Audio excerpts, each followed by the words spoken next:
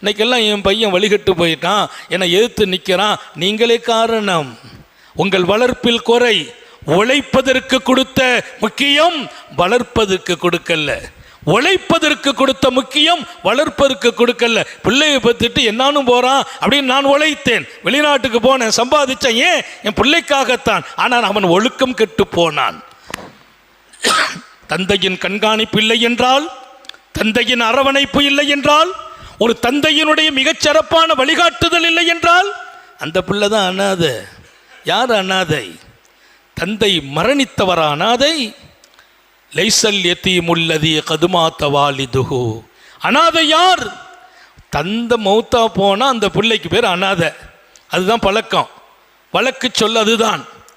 பாப்பா மௌத்தா போயிட்டாரா, அந்த பிள்ளைக்கு பேர் அனாதை. அவர் சொன்னார், லைசல் யதீமுல்லதி கதுமாத்த வாலிதுஹு.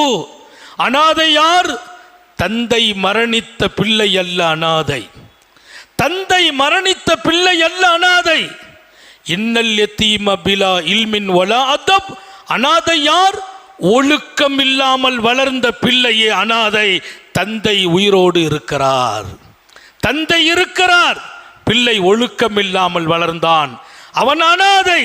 தந்தை இருக்கிறார், பிள்ளை கல்வி இல்லாமல் வளர்ந்தான், அவனுக்கு கல்வி இல்லை, ஞானம் இல்லை, மார்க்கத்தின் எந்த ஞானமும் கிடைக்கவில்லை, அவன் அனாதை என்றார்கள். அப்ப